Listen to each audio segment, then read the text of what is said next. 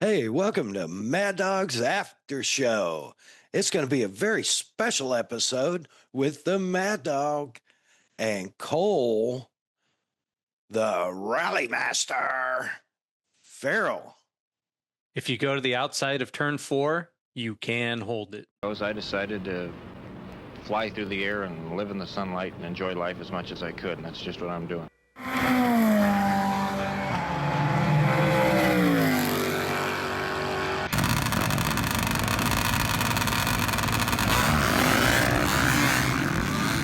Okay, it's happening. Everybody stay calm. What's the procedure, everyone? What's the procedure? Stay calm. Man, oh man. 115 episodes, starting with those incredibly inspiring words from the unbelievable Mr. Evil Knievel. Flying through the air, living in the sunlight, and enjoying life. Absolutely. And we get to do that, and we get to do this 115 times because of our first responders and our brave men and women of the armed forces. Could not do this podcast without them. All the sacrifices they make. So just want to make a special shout out to all of them. Yeah, absolutely. And of course, you know, we can't go without a real heartfelt thank you to all of our veterans. And of course, the families of those that gave all, the MIA and KIA. Thank you so much. Dude, as you see, I am on the road, and man, I am goosebumps with excitement. So, speaking of goosebumps, man, that new subwoofer from Kicker Performance Audio I put in the grinder just gives me goosebumps every time I hear it. Dude, that dual 10 setup with their brand new LX amp is just, I mean, it's bitching. It's musical, but it's strong, you know? Yeah. I'm super stoked. You can get hooked up too over at kicker.com or check them out on Instagram at Kicker Audio. Of course, Bomber Eyewear, Bomber Safety Eyewear, Bomber Floating Eyewear, bombereyewear.com, or on Instagram at Bomber Eyewear. Assault off-road accessories like none other. Premium quality. You can find them. Assault Industries, assaultind.com, or on Instagram at Assault UTV. Of course, Cole sharing his passion for all things desert racing through the lens of a camera and his passion for being on the mic, available for your MC and announcer needs. Get that smooth riff going. Hit us up here on our Instagram at AFTR_podcast. We'll get the message to him, I promise. Of course, Shutter and World Media for all your video and photo production needs. You can find her on Instagram at Shutter and Whirl. And you go to her bio, click the link because her website's really long. So check out everything she does. And of course, Hey Geeks Marketing, out there making a difference in the social media world and in the website world, and there for you. You can find her at heygeeks.com or on Instagram at heygeeksmarketing. Well, I told you it was going to be special, folks. Here it is, the PodFather himself, episode 115. 99 episodes ago, we had Jim Beaver on. His number, his whole life has been 15. He asked for number 115, and here we are. I didn't think we'd make it. Well, I personally am just stoked you guys made it this far. You guys have made it way farther than pretty much 99% of podcasts, I think, at this point. So like now it's an institution. You're rolling. That's awesome. Congratulations to you guys. I know you even brought in some sponsors. Like you guys are rolling, man. Yeah, we're loving it. We're still having fun. That's the big thing is like I'm not, when we kicked it off, you and I talked, you've been so much help to us. And man, if anything, this is a huge shout out and thank you episode for all the help from how to get started and what to do, what not to do, and all the way to headsets. I mean, dude, we're so grateful. Oh, well, I'm just happy you guys are still here. I tune into the show when I can. I can't promise you I do it every single week, but I do catch some episodes here and there. You know what I mean? When one piques my interest, and man, I'm stoked you guys are just rolling and killing it. Yeah, thank you. I feel like we are. It's as you know, it's subjective, right? So, but it's all good. It's all good. Man, speaking of killing it, holy cow. Um, just in the background there, you got it all.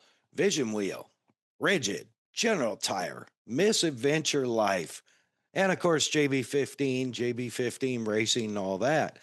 But misadventure life is your new apparel. Well, new within the last, what, 8 months or a year?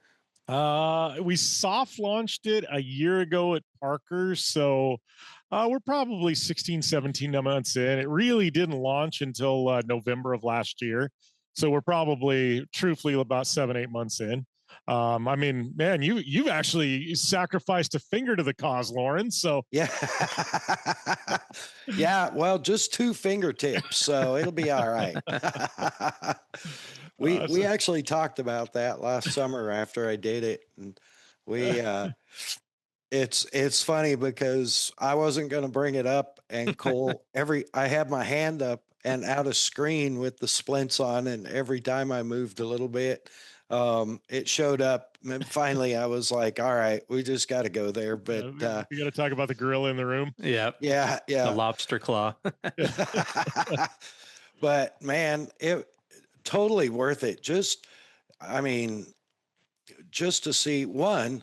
I'm so stoked. We've been Bomber Brothers for Yeah. a long time, and now Team Kicker, and I'm so stoked to see you guys, collaborating on so much cool stuff, and really happy to be a small part of it for sure. And well, leave a small part of it, I guess, but but yeah, I really wanted, I mean, there's so much. Dude, you're so busy. You've relaunched the podcast, and that's just going like gangbusters.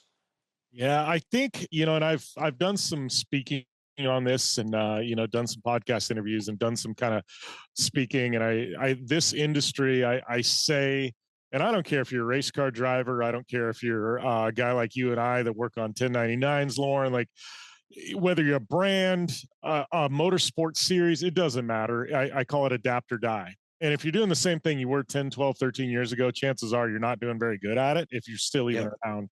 And I think that's kind of been why I've been able to have some longevity in this industry. It's just I've continued to innovate. I've changed every year. It's what's next. What do my partners want? Where do I think's emerging? And then and I've also diversified. I've got my hands in some cookie jars, and I'll be truthful. I haven't really spoke publicly about it, but this has probably been these last 6 months, probably the roughest 6 months of my entire career. Just there's a lot going on behind the scenes, and it's been really a rough 6 months.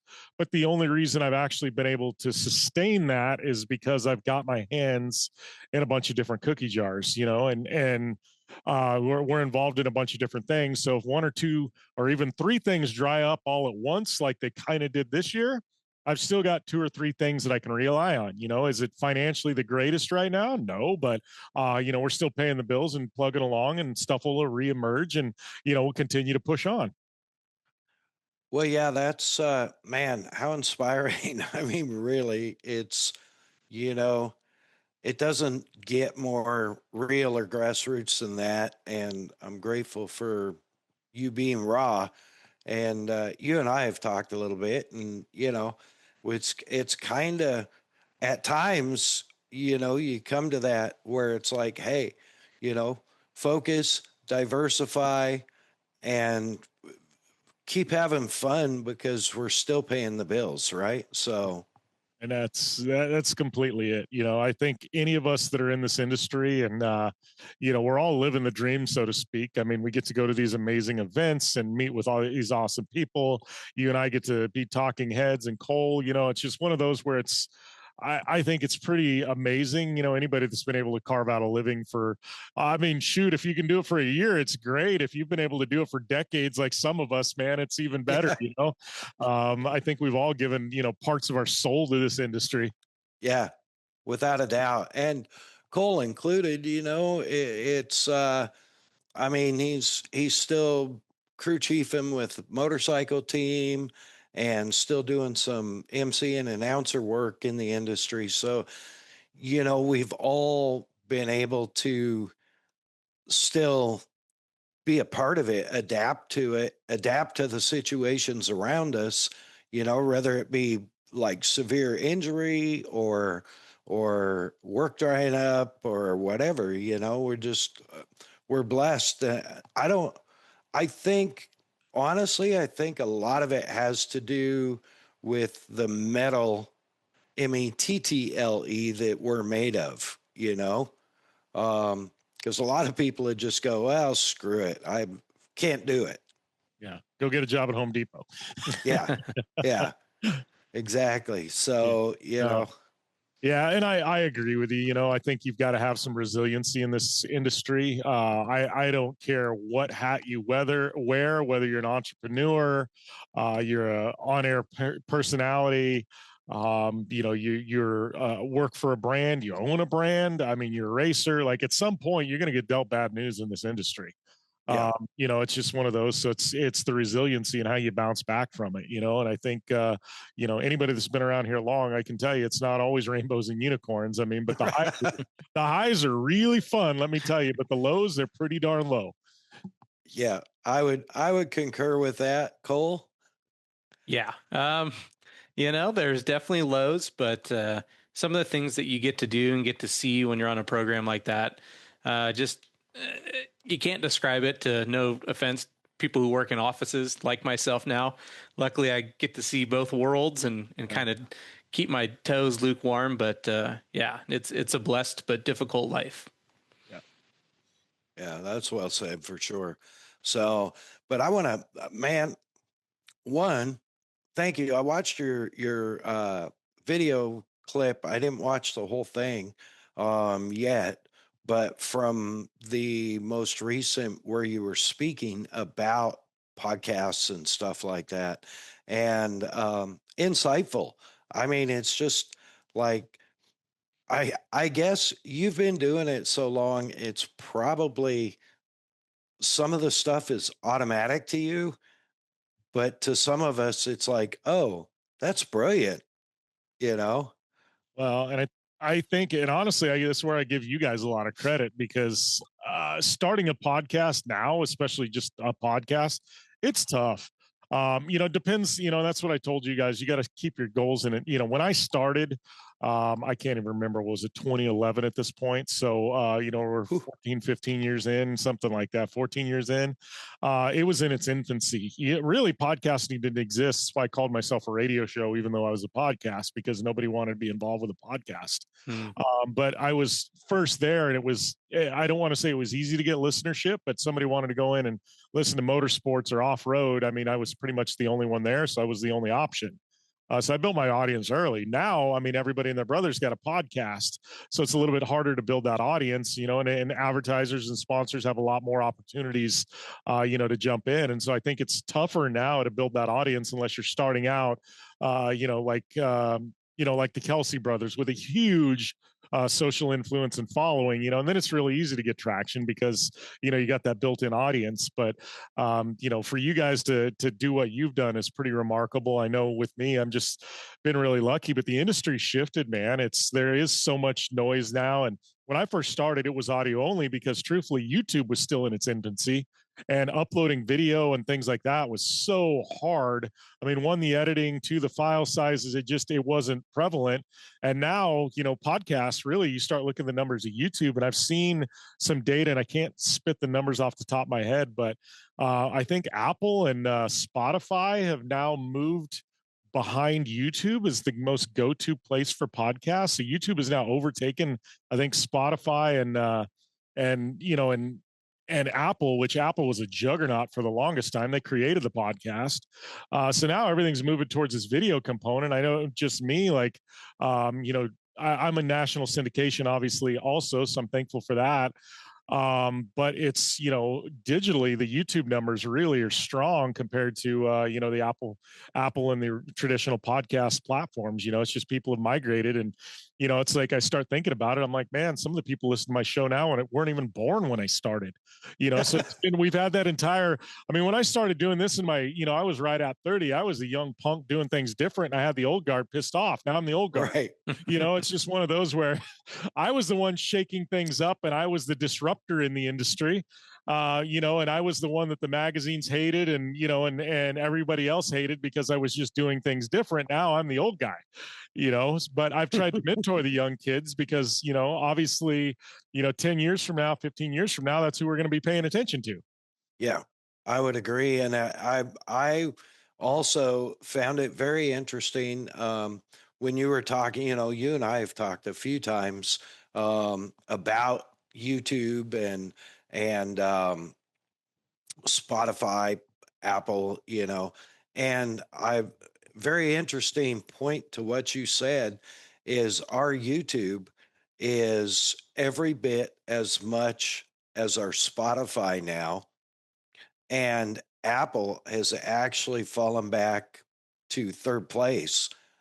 And, if you take the other streaming services that we're on, they generally, as all of them, and there's a lot of them because of the service we use, but they will pull as much as Apple does now, and Spotify is just kicking its butt. And then you turn around to YouTube, and I'm really grateful that you and I, like, when they first launched YouTube podcast, you were like, "Oh, are you doing that yet? I just started." And I'm like, "No, but I think I'm gonna." And now here we are, and it's like, oh well, that's our viewership is way up on YouTube over the last 6 months. Thanks again to you. Well, I think one of the other things is like, and this is just in general for brands, anybody that's listening in, from what I understand, Google and Meta just kind of in the last week or two became friends again. But for the longest time, I mean, Apple Podcasts, Spotify, none of that stuff is searchable on Google. And Google's obviously the biggest search engine in the world. YouTube is searchable via Google. So somebody punches in, random, whoever you had on your show this week, YouTube, that video is going to pull up. So people click on that. The Apple iTunes file or, the Apple podcast file, that's not going to pull up. Right. Spotify generally isn't going to pull up. Instagram posts, Meta posts, on Facebook, that stuff until recently really wasn't pulling up. So it's like, that's part of the reason why YouTube's so big, because you run a search for my name, the YouTube stuff's going to pull up first before anything else does, because YouTube is SEO friendly because Google owns YouTube. So it's, there's that. So I think there's multiple reasons that, and I think, talking to my daughter, I look how she consumes content at 16 and things like that. And YouTube's become so big. She doesn't listen to traditional podcasts. I mean, a podcast to her is a video on YouTube. Oh, this guy's interviewing somebody and talking to him. It's just, she doesn't get Apple for a podcast. It's just unheard of. So I think this new generation, it's all video based, and I think if you're not there, and I don't just mean podcasts, I just mean with any brand, I know there's so many brands right now that are still heavy on Instagram and Facebook, and, TikTok's its own kind of niche, but I'm like, man, if you're not regularly posting to YouTube as a brand, you've got some severe issues that are going to start popping up. Yeah, I would agree with that. And to that point, I'm in a beautiful brand new hotel room in where am I, Cole? Lima, Ohio. And I turn the TV on, and they have live TV, you know, and the next segment next to it, Netflix, and right next to that, YouTube. And Yep. those are your top three options on, you know, on hotel TVs now. So I think to that point, you're definitely hitting the nail on the head there, and people are consuming more and more, I think, on YouTube over social media. Part of it, I think, and this is just my opinion. I know Cole will back me up because Cole is fighting with Meta right now. Aren't we always all fighting with Meta? Oh, thank you, Jim. Yeah, he's that's the reason, by the way, fans, that's the reason that you have to message us at FTR_podcast on Instagram, is because Cole is in a battle with Meta currently, and his account is not available at this moment. So, which, absolutely. It's kind of nice, to be honest, but But he still has YouTube. So there you go. Fills those gaps. Yep. Yeah. But what I was going to say was, I think another part of that is that as you scroll through Facebook or Instagram, there is so much garbage now, whether it's bot created,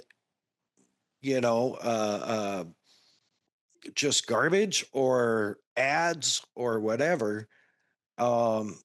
It's frustrating, actually. Yeah, well, I agree with you. It's like this whole, I've said this and I preached it. I refuse to adopt or adapt to this new social media, this clickbait 3-second video stuff. Like, and I know how the algorithm works.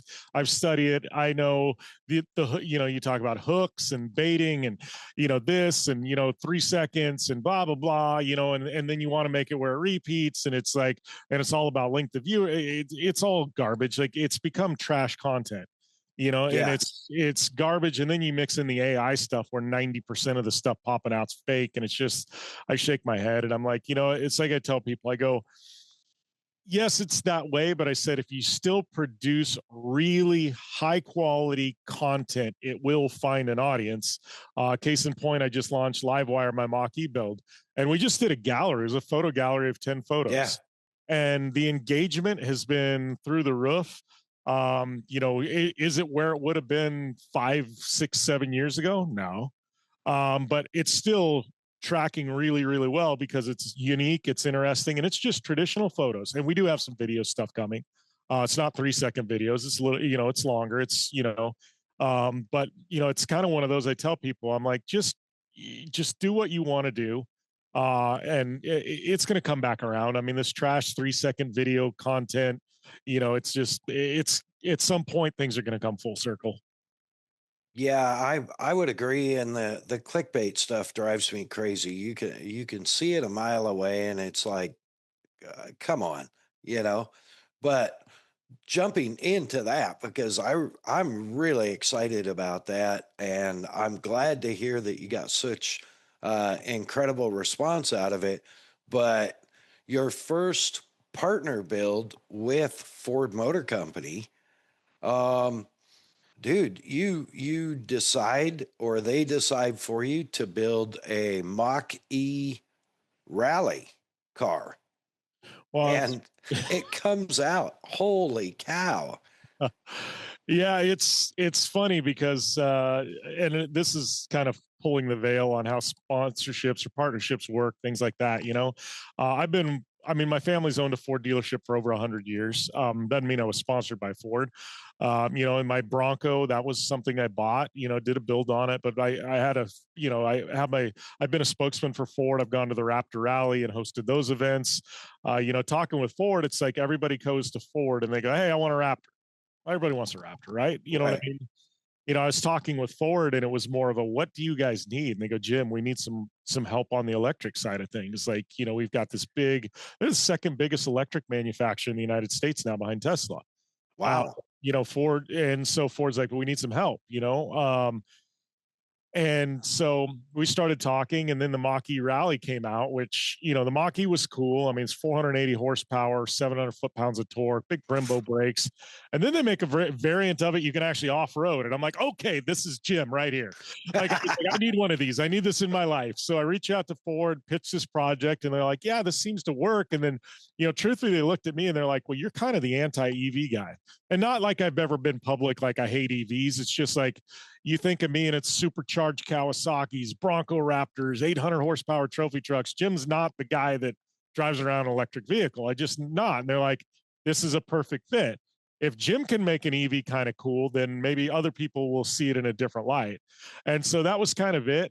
Ford, needed to fill a niche, and it's actually really been a really fun project. I learned a lot about electric vehicles. I will literally fall on the sword and say this is one of the most fun cars I have ever driven. That torque hit, when you hit the gas on a 500-ish horsepower, 700 foot-pounds of torque car, and it's all-wheel drive and it hooks up, it literally feels like you're launching on Space Mountain at Disneyland or something. I mean, it's just boom, instant. And I think it's 0 to 60 in like 3-point-something seconds. Like, it is fast. So it's a hell of a fun car to drive. But yeah, it's been a fun project. Was just at Electrify Expo in Los Angeles. We launched it there. Had 30 members of the media show up, and a few hundred of Ford's like EV fan club showed up, and just for the launch, it was on display. And I think Electrify Expo had maybe 30-40,000 people over the course of the weekend show up and see the car, and a bunch of other stuff. But learned a lot. I didn't realize that building an EV would mean I would get DMs and just hateful messages. All of a sudden, I guess I became a hippie overnight. You know what I mean? I don't know, but it was like, somebody warned me. They're like, you're going to get some hate, dude. And I'm like, yeah, I can deal with it. I can deal with it. I think it's funny because just small-minded people, but I'm like, I just like rad stuff. I don't care if it's 2-stroke, 4-stroke, electric, V8, V6, turbocharged, supercharged, NA, electric. If it's rad, I want to drive it. Like, I'm just that guy. Like, I don't care. Yeah. I just like cool stuff, and I didn't realize there was all this hate, and it's, I just like, I part of me laughs. I'm just reading these comments and I'm like, you know what? If I could take you for a ride in this car, you would change your tune. Yeah. And we talked about, way back, we actually talked about electric trucks at the time, because I had done a SEMA with Kicker, and they had electric, what's that thing called? Hummer? Yeah, the Hummer.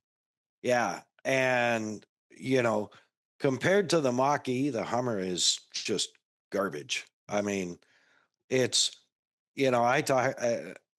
I talked to an engineer and I said, okay, well, it's got all this great stuff you're talking about. So towing capacity is all of 3,500 pounds. And I'm like, so how far can you go towing max weight at like 75 miles an hour interstate speed? And he said, about 70 miles. I'm like, so you couldn't hook a 3,000-pound boat behind this and tow it from Stillwater to Oklahoma City without stopping to recharge it? Well, that's not the point. I'm like, that is the point. But that being said, I have a friend who has Tesla and Model S, I believe it is, in plaid mode. I got to drive that, and I'm very, very impressed. So, there's definitely a niche for it for sure. And you're seeing a lot of, even like they're racing electric powered foil boats now. Yeah. In a world Cup type venue. Yeah. My friends Anna Glennon and Sarah Price are racing in it. It's Sarah Price, yeah. Yeah, it's in EVs, and honestly, the manufacturers will tell you this too. It's not for everyone. Well, guys that live like me in Parker, and I've also got an ICE. They call them ICE, internal combustion engine second vehicle. And for me, driving around Parker, making trips to Havasu, things like that, I never have to gas up. It's great. Just plug it in the evening, and I can make day trips to Havasu and back and drive around for a week and never have to charge the battery and then plug it in once a week. It's great. Somebody lived in SoCal where you're commuting back and forth to work and things like that. It's perfect. Plug it in every night. It's great. Do I want to take a cross-country road trip where I actually have a time frame I need to be somewhere in an electric vehicle? No, I mean, it would be, if I did it, it would be a fun adventure type thing. Hey, let's take this electric cross country. We know it's going to take a while, but let's do it because it's going to be fun and it's all about the adventure. But, as long as, for me, as long as I have a second vehicle, I could see one of my vehicles being electric vehicles. There is a lot of advantages. And let me tell you, not having to fill up ever, like, it's kind of fun. My pocketbook definitely likes it. No doubt. So, like, when's your first off-road excursion? I don't know. With the Mach E. It's got a few appearances it's got to do. And then I think we're going to do some big filming in August. I don't know when this is specifically dropping, but in August, we're going to do some big filming. A lot of people like, oh, he just built a trailer queen. I'm like, I don't build a car that's a Mach-E rally and make it a trailer queen at all, ever. So I'm going to go and we're going to jump it. We're going to drift it. We're going to show the capabilities. I'm going to go out and do some overlanding, some camping with it. We're going to have some fun with this car. I mean, I don't build anything to be a trailer queen ever. I mean, I think the minute I got my Bronco Raptor, I had it at Moab, doing Hell's Revenge. So people are like, oh, what are you doing with an $80,000 Bronco? I don't care. Like, it's meant to go off road. Why not? Yeah. So, no, we're definitely going to have some fun with it. Funny thing about the Mach-E is if you actually go in the Mach-E rally, go pull up on YouTube. Ford's raced them previously at some rallycross events and won. Completely stock, out of the box. Minus Ford does have, for people that want to race it, an optional, it's basically a skid plate. They call it a battery protector. But it's a thicker aluminum skid plate that goes underneath the car, protects the battery. But aside from that, you could technically race it without it, but Ford would tell you, please put on one of those skid plates through Ford accessories. Slap one of those on, and as it sits, you can go and race rallycross with it and win races. So it's pretty cool tech. It's not, Ford meant for this car to actually be used in the dirt, so. Wow. That's cool. Yeah. I haven't done my research on it. So I'm, what I've talked to you about, of course. And then, you kind of gave me an overview of what the build was going to be, but then to see it, and even, I'm like, whoa, that came out great. And it has kicker subs in the back. Yeah, the downfiring ones. And I think it's funny because Roger and Jeremy at Kicker, I think, they've been really good to pretty much whatever I asked for, I end up getting. And I think part of them are like downfiring subs I was like, yep.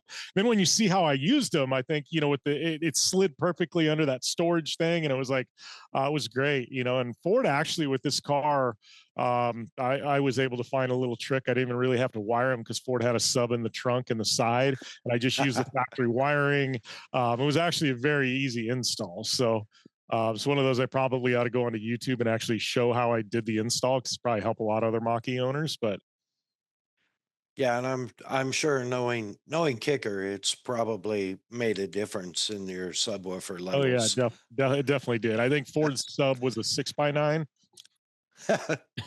So yeah, it definitely made a big difference. So, man, you've been busy like crazy though, because you're recording podcasts again, video side. You're doing videos. You built the Mach-E rally, and people can find the initial photo gallery and stuff for that at where again? Just on my Instagram or Facebook, press releases and all the bigger galleries up at my website, jimbeaver15.com. By the time this drops, we'll have some video stuff out too. So that'll all be on social, YouTube, things like that. So yeah. But yeah, it's been busy between that and Misadventure Life and the activation trailer that Lauren donated some fingertips to. We're taking that around to a lot of events. We came off a bender of like 3 or 4 events in like 5 weeks, and now we got a little break over the summer because it's hot. And then we're going to come back and we got some stuff this fall. I know it'll be a Jet Ski World Finals for a good week with it. I know we've got a Ford event. We're Raptor Rally. We're going to have it at. So we've got a lot of stuff popping up with that. And, that's been fun. It's been a fun project with my daughter also. So she's helping me run the trailer and learn a lot about, kind of running a business and things like that. But yeah, it's been fun. I've hopefully, obviously everybody on the internet has seen the teasers from Kawasaki that they've got something coming. Hopefully we are going to be doing a build on one of those. Electra may get a newer sister. Awesome.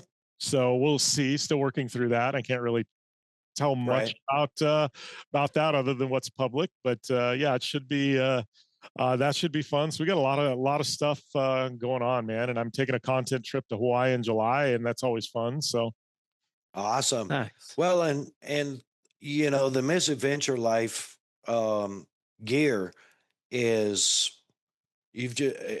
it's great. I mean, I have 2 or 3 shirts.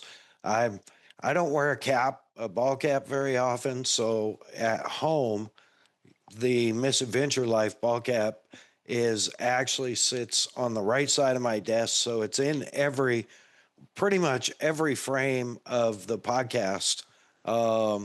Just because, we're a lot of the reason that we're here or we're still here is because of you. So whatever we can do to help you. I think what you just told me was you got shirts and hats and I need to send some to Cole so he's not left out. Okay. I should be on the team. All right. I know. And Cole does wear ball caps, so I do. 100%. And the bolt tee's pretty cool. I don't know, You'll have to text me after this one, Cole. We'll get you a little package sent. Perfect. Out. Love it. Thank you.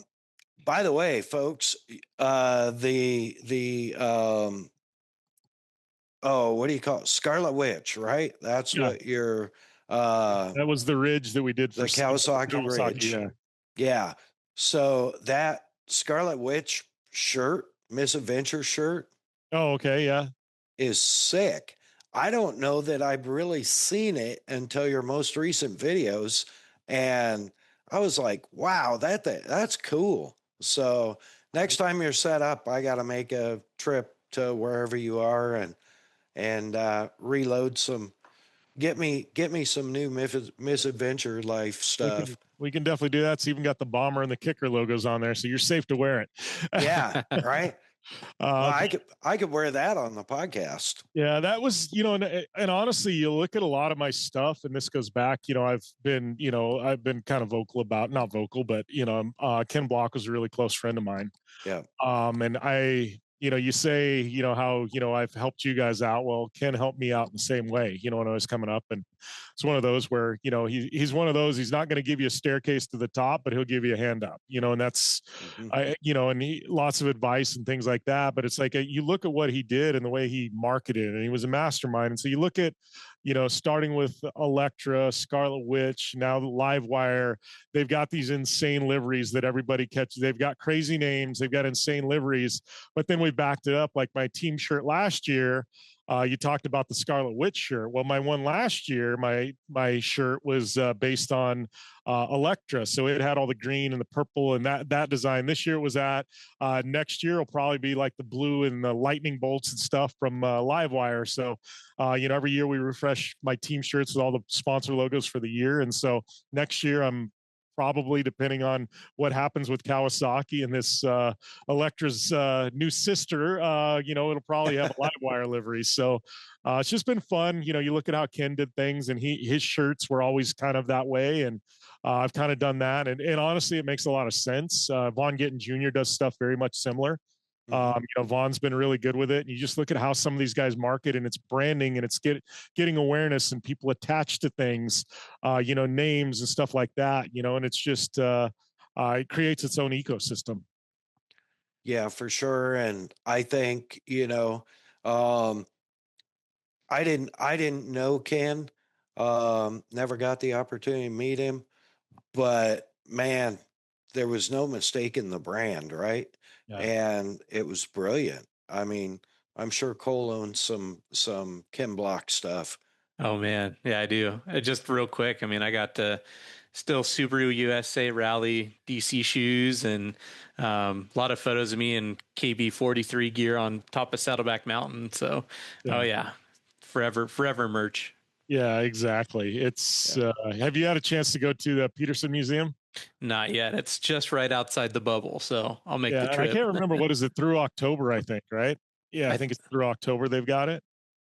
sounds right. Yep. It's absolutely worth going to. I went the night they opened it. It's actually pretty remarkable to see everything there in one spot. So Wow. I would say anybody that's in the area needs to definitely go by Peterson's. If you can't spend a whole day, at least just go to the Ken Block area of the museum, and it's pretty cool. Do you know, do they have any plans? Are they going to turn it into any kind of mobile? Are they going to find a way to continue it on? I don't know. I'm assuming, I mean, Ken's still got his shop, his kids, have vehicles there. They've still got some staff up there in Utah, things like that. I mean, I could see this exhibit. I mean, it's doing really well from what I understand at Peterson. It's dry. I could see them extending it there at the Peterson. But I could also see it, yeah, becoming, where they move it to another place or something. I mean, I could see, something like that being in Miami very easily, for a while, and then, For um, sure. you know, moving a bit. So we'll see. Yeah. I really I can't speak to it because I don't know. I know the family's still well, and I know it's doing good, but I really don't know what the plans are for it. It would suck to see all those cars just, stuffed into the private family museum there in Salt Lake. And I don't think the family wants that either. They want Right. his legacy to live on. So having a bunch of his rad stuff just stuffed away at their house and, in their garages doesn't make a lot of sense. Right. Yeah. And that would be uh really honorable and respectful way to carry it on, is just to continue to move it around and keep all that stuff public, um, for sure. So yeah, the I've never thought about that with the apparel stuff, but that's definitely, I mean, I feel like you're on the cusp of this like epic brand with Misadventure Life.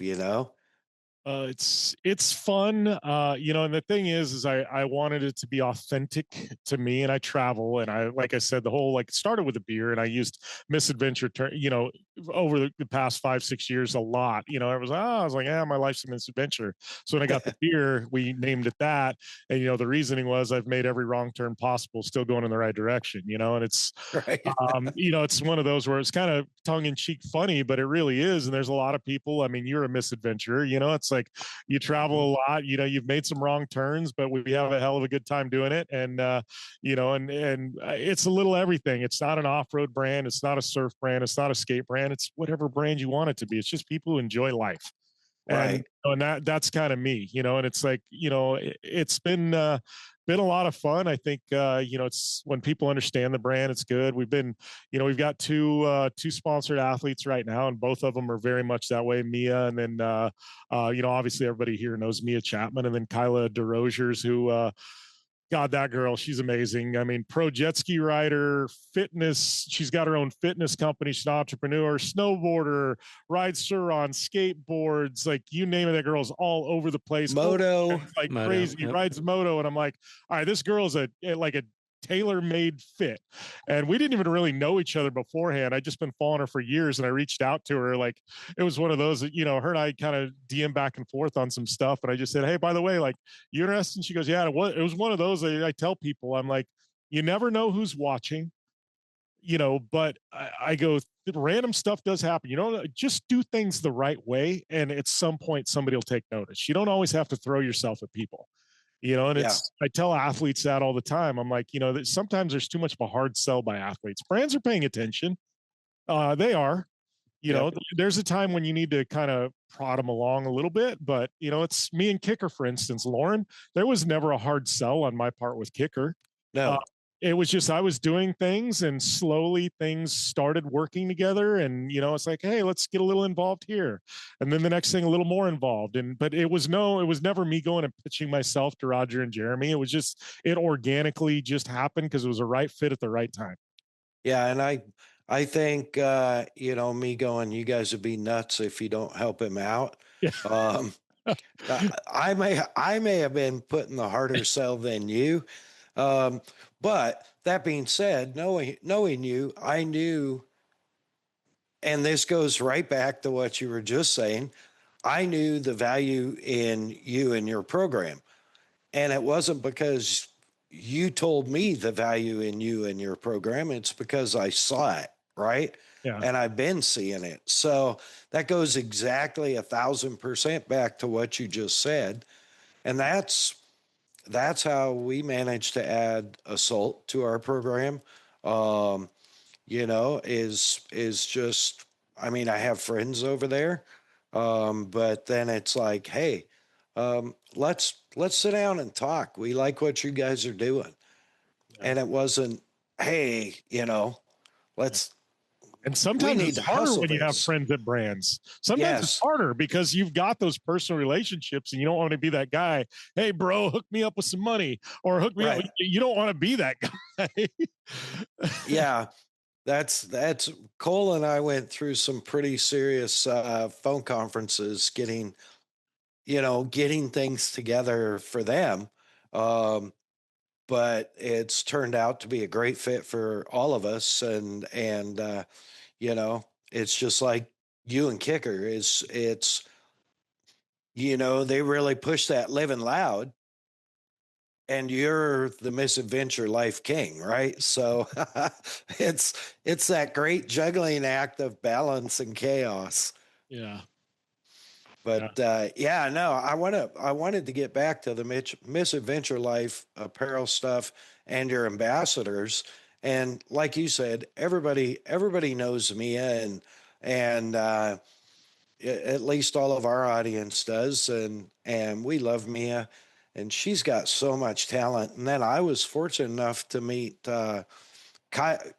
Kyla. Yeah, Kyla. Kyla. Yeah, I know it's spelled. I'm like, it's got to be Kyla at Desert Storm. Yeah. And I was, one, she's really cool, right? But then the other thing was I was with the general with Butts and his family and some of their friends, and one of their friends' daughters wants to become a jet ski racer. And she's, I think, about 10 or 11. And Kyla, mentioned something. Dave mentioned something to her.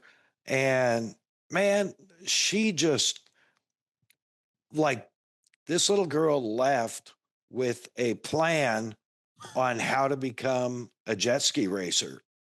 Because she took the time, she was genuine.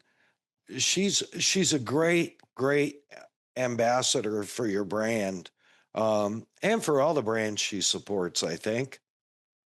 Yeah, definitely. Well, it's funny. Actually, have you I just dropped it yesterday, so you guys probably haven't seen it. You'll have to go to my YouTube channel, but Run What You Brung, the big jet ski event in Parker every year. Mia was out, Kyla was out. I was a big part of this adventure but Kyla took Mia out and taught her how to ride a stand-up jet ski. Yes. Watch the whole video because it's actually quite funny. But Mia was very apprehensive, but at the end of it, she's like fell in love. She's like, I got to buy a jet ski now. Yeah, it's funny because I did watch that actually last night in the hotel because I had to be at Vegas airport at 3:00 this morning. So I stayed in Vegas last night. So I watched that video and I think I watched it twice actually, because I enjoyed it. It was cool. But you could tell she was apprehensive at first, but what got me was, last year I learned to ride a stand up. Butts taught me how to ride a stand up. And first time ever, I've ridden sit downs and done about, you know, probably 70% of the stuff you can do on water, but I'd never ridden a stand up. And on these skis, I just thought it was funny because these girls get on them and they don't sink. No, they stand right up. And I'm like, Yeah. heck. I'm like, that's cheating. Like, It is like, it was funny. The first time I taught my daughter, she's about the same size as me and Kyla. yeah, And the first time I taught her, I go, oh, you're going to fall. It's going to be tough. It's going to sink. You got to, give it a little gas. And literally we're sitting on the beach and she just literally like hits the gas a little bit, stands up, and she looks back. She goes, Dad, I thought you said this is hard. I'm like, I hate you. I hate you. Try and turn now. Going a straight line is easy. Try and turn now. But it was funny. Girls, I will say they have a distinct advantage when it comes to stand-up jet skis. Well, I know when I went out and ran Dave's that very first time, holy cow, I don't know how long it felt like 2 hours. So I'm sure it was 20 minutes, 10 minutes, but I was gassed. I was wiped out. I'm like, holy cow, and I'm sure when you get to your level, it's of rider, it's more natural, so it's not as exhausting to begin with, but it's still it's brutal to ride stand-ups. Yeah, I'm not even that good yet, and that's what's funny. I'm not really that good yet. I've just been really working. I'm the guy that hit 40 and I was like, all right, I'm going to teach myself how to re-ride stand-up jet skis. I hadn't done it since I was like 13, 14 years old, and I never was really good at it. I'm going to teach myself to snowboard. I went through like my midlife crisis of 40, but it was like, I'm going to teach myself to do all these things. It's a challenge now. But like the stand-up jet ski, I'm still not good at it, but the only other time that something clicked like that, I was horrible. I mean, horrible on it. There was one day I was out there, I was struggling, and I went around a corner and it was like, it just clicked. I was like, oh, that's how you do this. And then from then on, I learned how to corner. It was just overnight like that. The only other time I had a click like that in my life was literally in high school in Spanish class. I was struggle busing through Spanish and all the all the crap. And it was like there was one day in Spanish class where I went from not understanding anything and the light bulb went off and I immediately just became pretty fluent in Spanish. And it was just that light bulb moment. There was only 2 times in my life I've ever had it where I went from completely horrible at something to pretty good at something.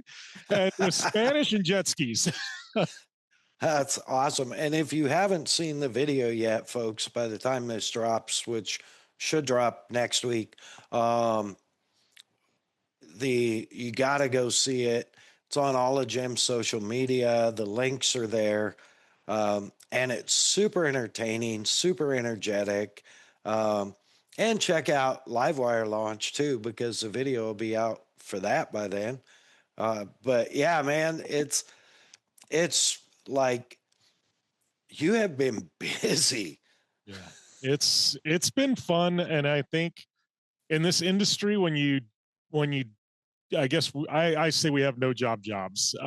When you don't have a job, to keep not having a job, you got to work about 3 times as hard as the people who just have the 9 to 5. And that's where I'm at. Like, I don't necessarily have a job, so I have to work about 3 times. If I'm sitting at home, I'm not making money.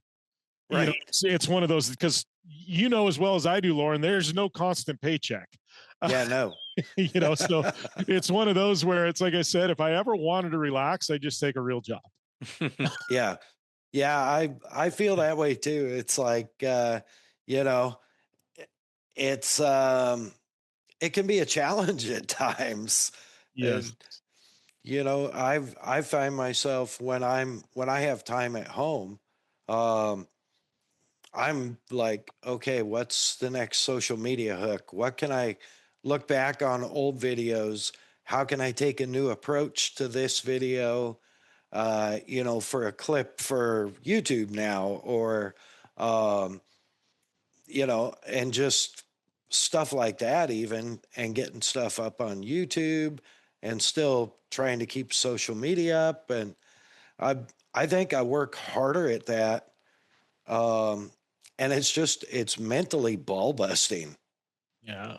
Well, I know like I was consulting for a couple brands last year and stepped away from that at the beginning of this year for multiple reasons. There's multiple reasons why, but I know like the whole month of January was really hard on me mentally because I was so used to 40, 50, 60 new emails a day and things like that to now I'm only getting 10 a day. And I was like in the evenings, like I'm used to being on my laptop till midnight, you know what I mean? Answering Right. emails, working on projects, things like that. And it was just weird to me to go home and be like, oh, I can watch a TV show. What is this? Oh, here's 5 years worth of television I need to catch up on. Like it was, oh, there's a basketball or a hockey game on. I can watch this. Like it was weird. Like I had to reboot my brain. You know what I mean? Because I didn't know what it was like to actually relax. And you know, and the good news is like I think mentally it's healthy to actually have some shut off time. And like I've learned a lot just about myself, you know, and you know, I'm not one of those guys that preaches mental health and things like that, but it's like, man, there's times when life, where whoever you are, you should draw a line. You know what I mean? If you've got a 9 to 5 and you're supposed to be answering emails at 11 o'clock at night, don't. They'll be there tomorrow morning at 8 when you get in the office. You know, it's one of those. I've had to like reboot my brain. Yeah, it's I feel you there. And for me, I get these breaks and it's like I get like nervous, you know. What's oh my goodness, you know, why am I just sitting in my office all day? I don't have time for this. Oh yeah, I guess I actually do, you know. Or I'm sitting watching the last 2 seasons of Gold Rush, you know, which I haven't watched in years. Um, but growing up north, like I grew up in goldfields, so you know all kinds of Arctic goldfields. So it's like all of a sudden I'm like, oh wow, this is entertaining. Yeah. You know, I'm not sitting in my office till 10 o'clock at night or whatever. I'm like, I'm going to sit my butt on the couch and watch a couple of episodes of Gold Rush. It's awesome when we get to that point. Yeah. Yeah. But, you know, still after about a week, if I'm home more than a week, I'm just like, I'm stir crazy too. Yeah, I got to do something. Yeah, I've only been on a couple flights this year and it's been very, very weird. And then part of me goes, hey, my anxiety, I'm going to lose my Delta points. I got to get on some flights the rest of this year. I'm status with Delta. I don't want to lose that. I worked my butt off to get that. Yeah. Yeah. Those, man, that's a whole nother deal flying. Although you're not missing anything, I can tell you. I've flown what feels like enough for all three of us in the last, well, how many months since the 1st of November, Cole? 6, How many months has it been? 8, Yeah. Right. 8. 8. Yep. Yeah, 8. So I think I figured out this morning because there's not a lot to do in Vegas airport at 3:30 in the morning. The old slot machines with the cigarette the glass on them. Yeah, I kind of just like I go find, and my bagel place wasn't even open. Oh, so that one's rough when you've got your spot. yeah, they opened 10 minutes before my flight started boarding. So I have my bagel on the flight, but still, I think I've flown out of Vegas like 18 times since 1st of November. Wow. And it's, you know, and I still don't have status with anybody. God, that's yeah. You know what I miss about flying in 2020 during COVID? Those are the best flights. Empty airport, empty plane. Everybody's like, I can't believe you're flying. And I'm like, there's nobody here. I'm safer than anybody on the planet. You can eat off the bathroom floor. The planes are spotless. And like, I remember there was one flight, we're on this massive plane. And we get in, and there was like 8 of us on the flight, and we're all spread around the entire cabin. And the flight attendant walks up, and she looks at everybody, and she goes, "First class is empty. There's 8 of you. I'm not serving you back there. You can all pick a seat in first class, and you just got upgrades." She goes, "I don't want to have to walk around the plane for 8 people." And so there was literally there was 8 of us that all got our own row in first class at our own spot, and we all got first class upgrades. And there's literally, I'm like, I don't know how they were flying planes in COVID. There was 8 of us on a jumbo jet, and somehow the flight still took off. And I'm like, how they had to lose their ass on that. Yeah. Holy cow. That's amazing. But it was great. We all got cocktails and food and beer and whatever we wanted for a 4-hour flight. You know what I mean? And it was awesome. And then literally the flight attendant just goes, "I'm just going to go up here and sit. Just yell at me if you guys need anything." That's great. One of those where we're just like, whatever you guys want, just yell at me, because I'm going to sit here and watch a movie on my iPad. That's awesome. Like, I miss those flights. Yeah. Yeah. I miss having the room that we used to have for sure. It's like, I didn't fly a lot in 2020. But I flew a fair amount in 2021. Yeah. And it was very similar. So I didn't get near the cool experience like that, but man, that's one for the books for sure. But you brought up a good point. You said the word beer, and I know Cole is dying to hear when your next collaboration is going to be available with someone. That I do not know yet. Obviously, my beer, I love the guys at Belching Beaver, and beer industry's in a very, very weird spot right now. Just they are craft beer, and you've got seltzers, and you've got all these prepackaged drinks, and it's an industry that I know enough about to kind of be dangerous, but I don't. Yeah, it's there's another level to beer marketing, distributorship, everything else. So yeah, with the downturn, they've had to cut a lot of their lines. Unfortunately, one of mine was one of them. It wasn't because it didn't sell. It was just literally, I think, a good chunk of lines, and every every brewery, every major beer company throughout the country is doing the same thing. Yeah. So not saying that one won't come back, but yeah, I mean, I'm definitely I've got some opportunities with a few other breweries to do something. I don't know when that's going to be. We're working on some stuff. We'll see. I guess watch this space. I guess the good news is I own the name Misadventure for beer, so it's we can bring one out again. So we'll see. Love to hear Awesome. it.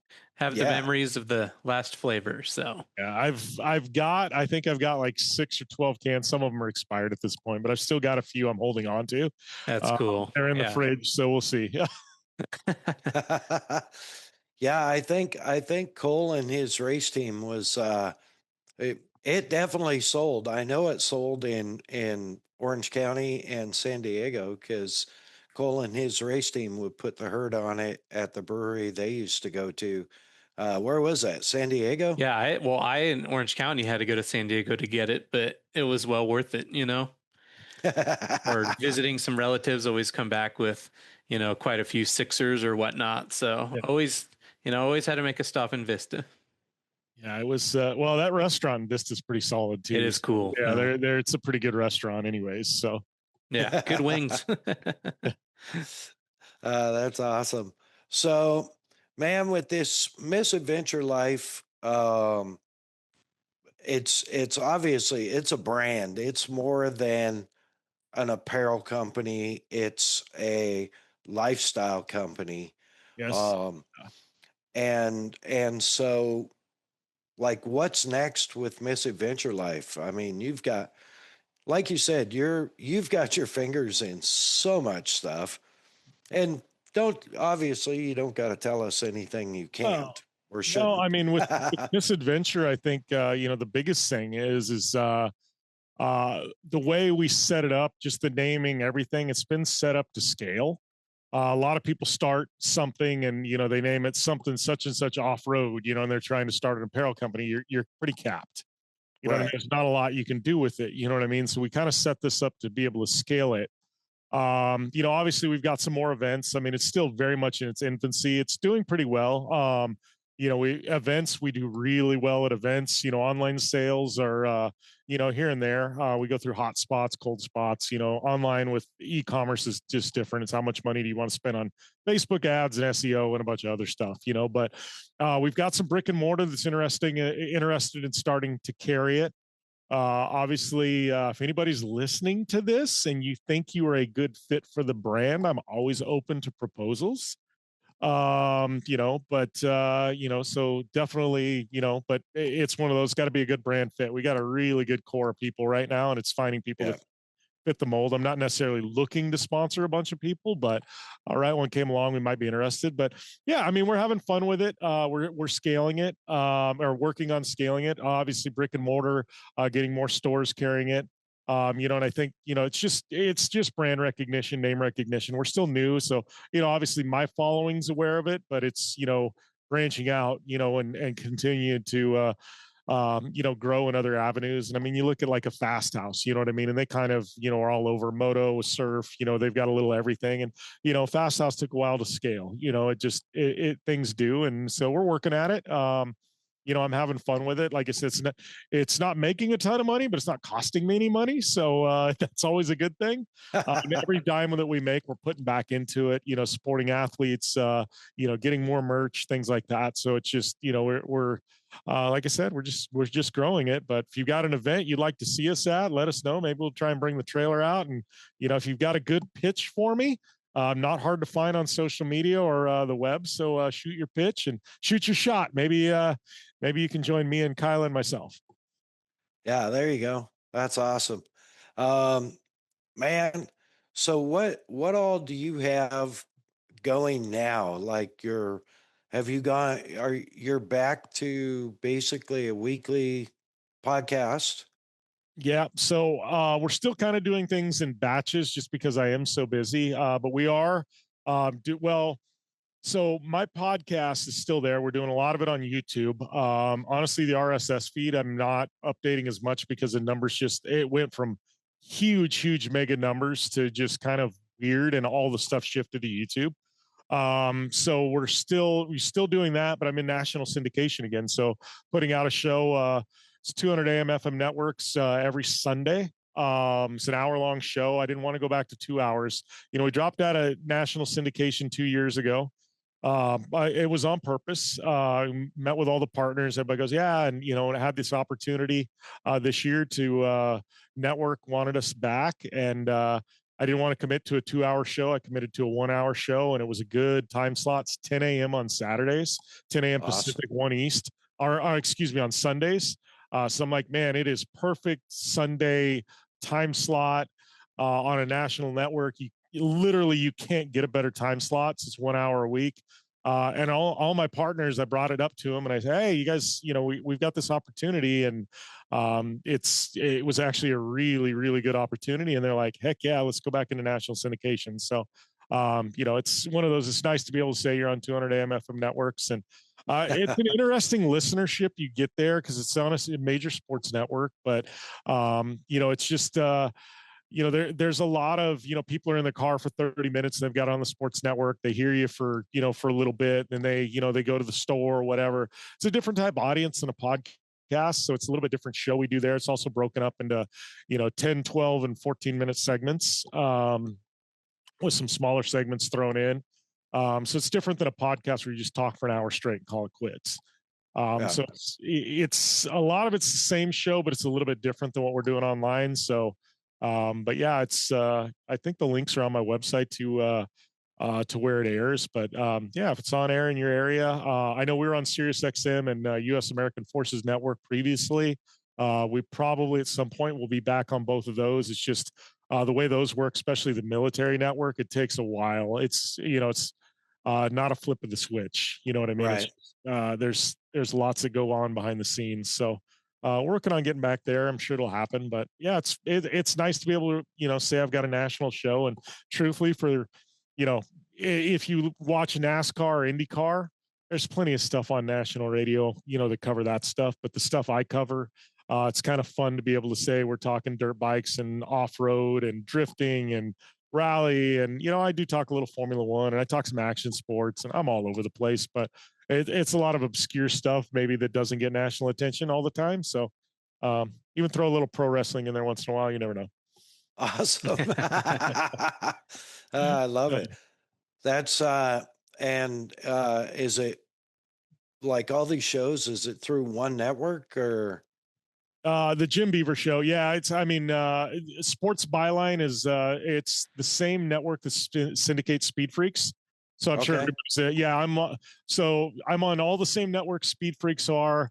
They come on at I think 8 Pacific in the evening. I come on that same network at 10 a.m. In the morning. So same networks Nice. Freaks are on nationally. Very cool. So they're more your traditional motorsports in the evening. I'm more your obscure stuff in the morning. Right. That's more misadventures. Yeah. I say obscure, but it's, nothing we talk about's obscure. That's what's funny about it at this point, but when I started out, it was kind of obscure. Yeah. Well, and to be honest, when you started out, not hardly anybody was doing it, Yeah, that was it. There wasn't a lot. Now you see all these racers are doing vlogs and seems like everybody and their brother has some kind of podcast now. And I mean, more power to them. I think it's good for the industry. The more we get out, the more information and attraction we get out in the industry, the more traction guys like you and I and Cole have to continue doing what we're doing. Yeah. Well, and you're exactly how I am. I feel like any media attention our industry gets is good media. Well, I don't want to say good media attention, but it's Right. good for the industry. The more shows we have, the more people covering it. It's all good. It lends itself to a healthy industry. I know there's people in the past been like, "Oh, aren't you worried about that show taking your sponsors?" I'm like, I'm pretty secure in myself at this point. I don't really think anybody's going to jump ship. I mean, I've been with General Tire for 14 years. I mean, Right. high five if somebody else can poach them away from me, but I'm not real worried about it. To me, it's one of those where it's just, I don't know. To me, there's not a war. Speed Freaks and I are probably two of the larger shows in the country. And Kenny and Crash and I text all the time. We're both sponsored by General Tire. We're shooting a project in Phoenix together in August. I've been on their show. They've been on my show. I mean, it's a very symbiotic, healthy relationship. We promote each other. We're always constantly high-fiving each other. And I'm like, it doesn't have to be a competition. Let's all grow each other together. I help them grow their platform. They help me grow mine. I help you grow yours. You help me grow mine. It's one of those where to me, it's one of those where there's enough to go around. I don't know that there needs to be this battle or, you've got to choose sides. And I think, and maybe that's the motorsports where everybody's got to have a favorite, and I'm going for this guy. I don't like your guy, but I'm like, the media side of that doesn't have to be that way at all. We can all work together. Yeah, absolutely. And I'm sure there's some people out there, or some media out there that is that way. We're certainly not. And, it's like, we want to promote everybody else because ultimately, like you, we want to be the good guys, right? So it's like, we may not have these huge Dale Jr. numbers or Jim Beaver numbers, but I have yet, in I don't know how many guests we've had, I've yet to have a guest go, "Well, that sucked," or "Man, I didn't have any fun at all." It's like, and that's our goal. We're always saying we take having fun seriously. Yeah. Yeah. It's professional fun havers, taking one from Vaughn and Lauren. There you go. Yeah. It is a great name they've got. I give them a high five on that one. Yeah. That one's great. I know Hinch, James Hinchcliffe, the IndyCar driver who's retired now. He's now an on-air talent. But when he When he retired, he started a little clothing company, and he called it Fun Employed. Instead of unemployed, it was Fun Employed. He lost his ride in IndyCar, and he goes, I guess I'm fun employed now. And and I've got one of his hoodies and stuff like that. He started a small apparel company, and it's a lot of fun. I'm like, yep, fun haver, fun employed. I'm like, some good stuff. So like, yep, high five, Hinch. That's awesome. That's it. That's it for us. Is like, we want to have fun. I want all of our guests to have a good time. And, I know there's a lot bigger. I'll take, I think currently, I think we're in automotive on iTunes and Apple Podcasts. We're in the top 130, and I'll take that, because there's got to be 5,000 out there. So, oh, and I think, and like I told you guys when you started your show, and I'm super proud of you guys, but it was like, thank you. If you're doing this for anything other than just having a good time, you're doing it for the wrong reasons. Yeah. And it's like, if you're having a good time, at some point the sponsors will come, the numbers will come. Just enjoy it. Enjoy the ride. You know what I mean? And I tell anybody in this industry, if you're in this industry and you're not having a good time, I mean, you're in the wrong damn industry. I mean, if you don't think off-road and dirt bikes and drifting and motorcycle racing and if you're not having a good time in this industry, I don't know what to tell you, because you are just not a fun person.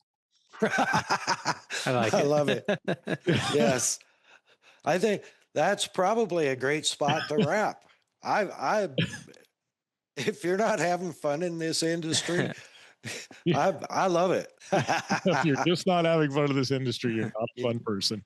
You're just not a fun person. So there's so much truth in that. And I see people that are all angry and anxious and beating their head against the wall. I'm like, bro, it's not that serious. Have fun. Like, yeah. Look where you're at. It's like Desert Storm. People all stress. You're at Desert Storm. There's $1 million boats. There's girls that have $1 million in plastic surgery. Like, everybody's drinking. Like, it's bikinis. It's a good time. There's helicopters. They're like, how are you not having fun? Yeah.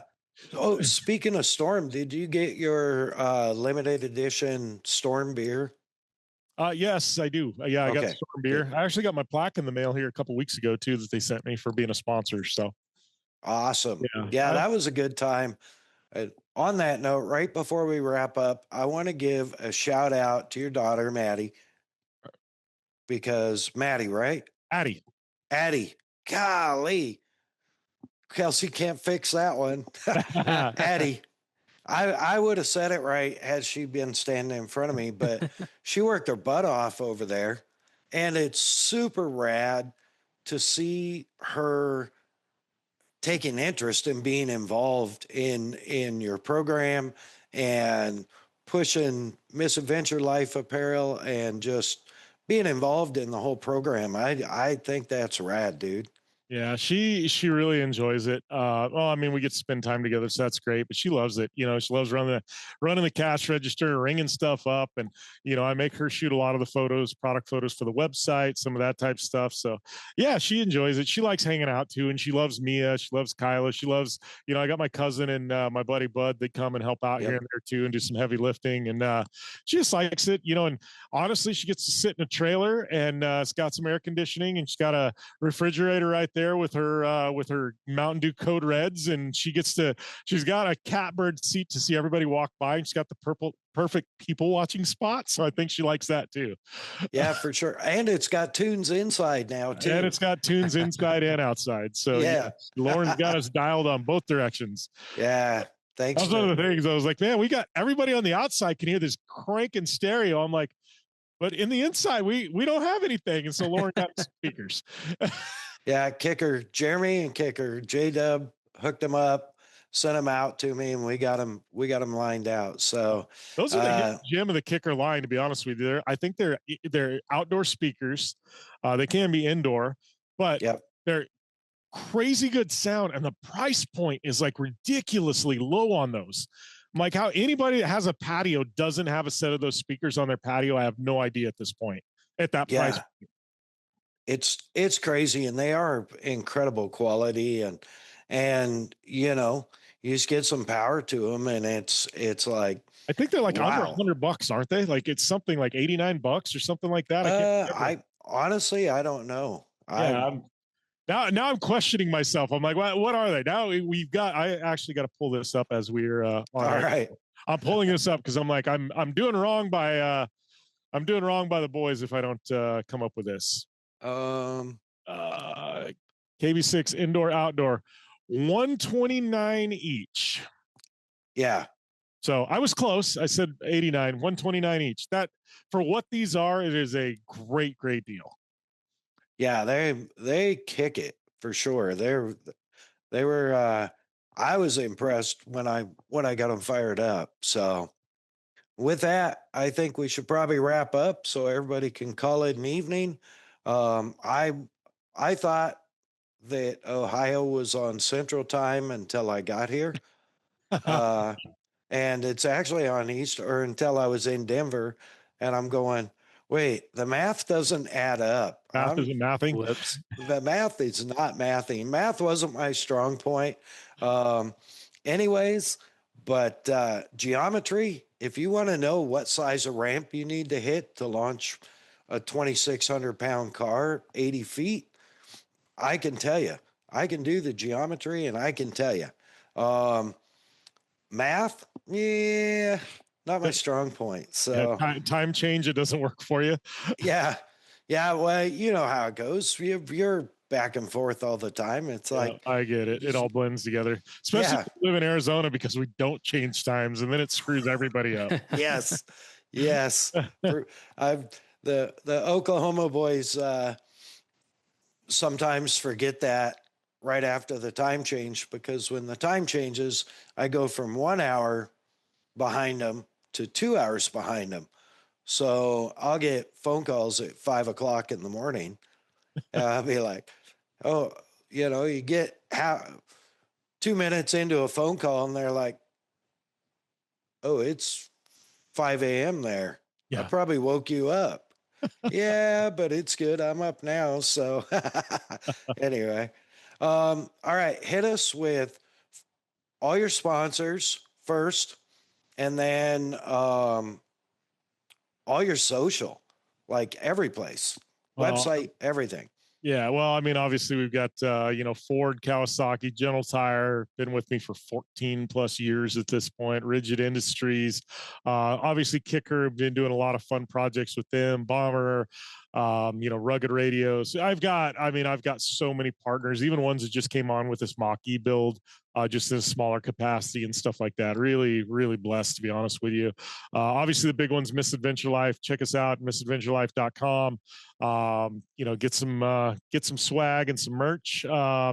If you're listening to this, you do want to buy something, if you DM me on Instagram, I will give you a code for percent off, one that I've got, friends and family. So we'll see who's listening that wants a discount. But hot ticket. Not going to give it out on air. You got to DM me, but I will give you the discount code via DM. Awesome. Yeah, that's the big one. And obviously I'm at Jim Beaver 15 on all the socials, and we got all kinds of YouTube stuff dropping. I think I'm sitting on 5-6 videos, full-length videos for YouTube right now. So we got a bunch of stuff we're going to be dropping there. So yeah, it's definitely, no rest for the wicked, but good times. I thank you guys for the time and coming on the show. Congratulations on 115 episodes. I mean, you guys are killing it. You're doing the damn thing, and that's awesome. Thank you. It's 99 episodes ago was last time you were on. We're not going to wait 100 episodes to have you back on, but I will promise you, if we make it, you ready for this, Cole? Go. If we make it, you can have 215 also. Okay. Well, yeah, definitely don't make me wait till 215. I'll come on with you guys anytime, but I will definitely do 215. You're going to get into a position I did, like when you start getting these marquee numbers, 150, 200 episodes, you got to almost throw a party. So I did that. Like one of my episodes, we did a Ken Block shop, this and that. So you guys gotta come up with something, man. I don't know. You got to bring in a camera and do something. I don't know. I'll invite you guys to my race shop if you want to do one there or something like that. But you got to do Ooh. something with your marquee one. We'll get a bunch of people. We'll get Mia Chapman to come in, and we'll just throw a party at the shop and do a podcast for you That guys. would be so fun. That would be sick. I will. You tell me what episode you want to do that. If it's 150 or whatever it is, we will make something like that happen. We'll have some fun with it. We'll invite some people in, and we'll just have Cole come out to Arizona for a day or two, and we'll drink some beer and have a good time in the shop and do some podcasts. Sold. Ooh, that sounds good. What number, Cole? We'll talk off air. Let's run some numbers. I have a number in mind. All right, let's do that. All right. Sounds good. Jim, thank you so much, brother. I appreciate you more than you know. People don't realize how much of an influence that you have been on this show and encouragement. And I also really appreciate the fact that myself or Cole can just throw you a text and go, hey, have you experienced this? Or, what should I do here? And, man, and you're on it, unless you're upside down in a video shoot or something. And then it might take a few hours, but man, that means so much to us, especially, I mean, you're, what'd you say? 20 since 2011? Yeah, since 2011, I've been podcasting. I don't know. It was funny. My guys internally, Chris and Max, I've done so many different Rally America, Red Bull Global Rallycross, 3 different shows. My podcast one show. I've had an off-road only show for a couple of years. We did it, and I was like, "Oh man, we got to be getting close to episode number 1,000 at some point." Chris and Matt are like, "Yeah, we got to be getting close." So I went and added up everything we've ever done. We're almost at 1,200 episodes. Wow. I was like, well, so much for that marquee episode. We're well over that at this point. You know what I mean? I was like, so it was just funny because we had to add up everything I've done in like this entire body of work over almost 15 years. We were well over 1,000 episodes. Wow. That's amazing. I mean, holy cow. That's just that number. My mind is blown. I'm not surprised, but I'm just like, holy cow. So anyways, with that, we should probably wrap, huh, Cole? Yeah, let's do it. All right. We'll let you get to bed, Lauren. Yeah. It's I still got to eat dinner. I don't know what time it is here. Oh, he's going to get hangry on us, Cole. Yeah. I still got to eat something. He's leaving hints. So, all right, Cole, what do you got? Oh, Jim, I have so many questions for you next time, and it won't be 100 episodes until we do it. So, yeah, I got a notebook full of stuff. We'll have to rapid fire next time. So, okay. Well, I mean, whenever you want to rapid fire, I'm all ears. I love it. And thank you for all the help getting our show started and keeping your promise 99 episodes later and coming back. Yeah, absolutely. Anytime, guys. I appreciate everything you've done for me. I mean, Lauren, you do so much behind the scenes for me. It's not even funny. People don't realize, the class act of a guy you are. And Cole, you know what I mean? You're awesome. It's just one of those where I appreciate it. We're a small industry. We all stick together and, what is it? Rising tides float all ships, and I think that's the thing here. Absolutely. I appreciate that so much, probably more than you know. And means a lot to me. And man, we're just stoked. I mean, MAddOG'S after show just keeps cranking, and Jim keeps pushing me. Now he's set the bar for a marquee episode and a party. So my mind's already spinning. I'm like, we can get Mia. I can get Mark Gomez down from Havasu. I can get Anna Glennon. We'll get Sarah Price down. We're going to throw a party. Like these are all people that are really close. And I'm like, all right, we're going to throw a party here when you guys are ready. We're going to have a podcast party. That'd be rad. I love it. Yeah. Awesome. All right. Well, we should, Jim, thank you. All right. Thank you guys. Thanks for everything, guys. Thanks, buddy. Appreciate you, brother. Wow. That's so much fun. And we didn't even talk about one lap of racing. No. Not one. Just reinvigorates me to just keep going. We really are having fun at this. I know sometimes, especially grateful for you and the time that you give, especially special episodes like this where you have to give extra of your time that is very limited, Cole. I am truly grateful. And other than that, it's time. Thank you, Kicker Performance Audio, for all your ultimate 12-volt audio needs. Kicker Performance Audio. Find them online, kicker.com, on Instagram at Kicker Audio. Every other Tuesday night live, 7:30 Central. Their TV show, Kicker Unmasked Live, on their YouTube channel, Kicker, and on their Facebook, Kicker. Bomber Eyewear, Bomber Safety Eyewear, where it all started. Bomber Floating Eyewear, Bomber World Champion Eyewear, Bomber Badass Eyewear. You can find them online.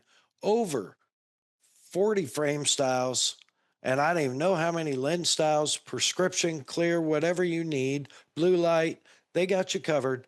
BomberEyewear.com.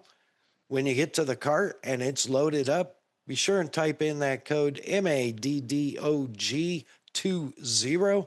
That's MAddDog20. Let them know we sent you and get yourself a little discount while you're at it. BomberEyewear.com or on Instagram at BomberEyewear. Assault Premium Off-Road Products. You can find them online, Assault Industries. That's assaultind.com or on Instagram at AssaultUTV for all your off-road products, be it your quad, your side-by-side, your off-road vehicle, accessories, tools, apparel. Assault has you covered. Check them out. Of course, Cole doing his announcer thing and available to shoot your vehicle out doing what it does in the desert on a race course. You can hit him up through Instagram at AFTR_podcast, and we'll get back to you on it for sure. Of course, Shutter and Whirl Media, Shutter and Whirl Photography, Shutter and Whirl on Instagram at Shutter and Whirl for all your video and still photography production needs, from pre-production to post-production. Handles all of our YouTubes and all of our edits expertly. Find her on Instagram at Shutter and Whirl. Her website is in the bio. Of course, Hey Geeks Marketing, handling our logos, our website, and a bunch of our other social media stuff, just helping us out for all your social media needs, website needs. If you can imagine it, Hey Geeks Marketing can make it happen. Just yell, Hey Geeks. Find her on the interwebs, heygeeks.com, or on Instagram at Hey Geeks Marketing.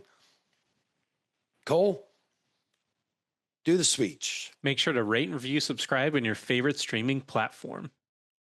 Man, oh man, that is so awesome.